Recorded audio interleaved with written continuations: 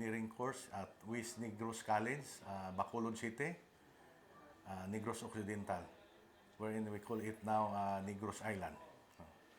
So, the first time I come here, it was September 2 of 1988. It was 28 years already. Medyo matagal na. So, we are a contractor here in Brunei. Well, sa Brunei, parang wala namang masyadong pinag-iba sa atin. Although lang medyo malungkot kami kasi malayo yung pamilya nga namin. So, mga tao dito, mababait man, lalo na yung mga Bruneian, medyo may trust din sila sa Pilipino. So, halos maging kaibigan na rin namin. We are very proud of our Filipino workers. Actually, mayroon akong more or less 60 Filipino workers. Very proud kami. Mga skilled workers talaga. Yan ang talent ng Pilipino. Multi-skilled. O ibig sabihin, hindi lang isang skilled ang alam nila. Meron silang marunong mag-carpentry, tapos iba mason, basta all around. Hindi compared to other races, medyo kung anong skill na isa lang, hindi sila multi-skilled. And when it comes to this supporting President Duterte, lahat sila ay nakikita ko at from the experience din na sa mga friends namin, mga tao dito is masyadong supportive. Kung kailan may mga tipon-tipon tungkol sa presidente, nandoon din sila nagsusupport.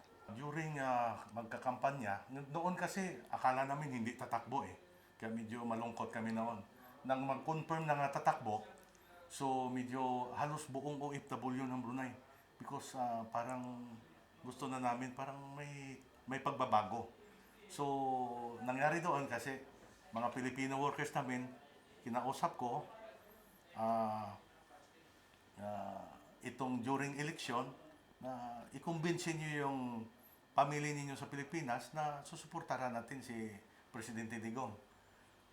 So, yun naman, kahit hindi ko pa nasabi, yun na rin mga kandidato nila. Kaya halos lahat is nagsusuporta talaga kay Presidente Digong.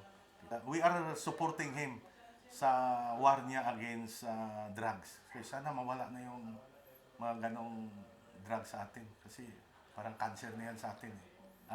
Ang message ko kay mahal na Presidente, sana ituloy-tuloy mo yung kampanya natin laban sa mga kriminalidad, hindi lang sa drugs. Pagkatapos dyan, kahit yung ibang karnaping dyan, kidnapping, sana lahat-lahat masolve mo. At sana gabayan ka sa mahal na Panginoong Diyos na walang masamang mangyari sa iyo. At kami man, buong pamilya ko, palagi kaming nagdarasal sa ikabubuti mo, sa ikabubuti nating lahat at sa buong mamamayang Pilipino.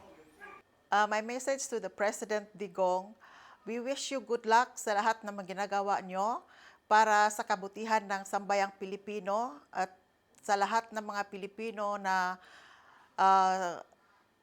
sumusuporta sa iyo. I hope na lahat-lahat ng mga krimen sa Pilipinas ay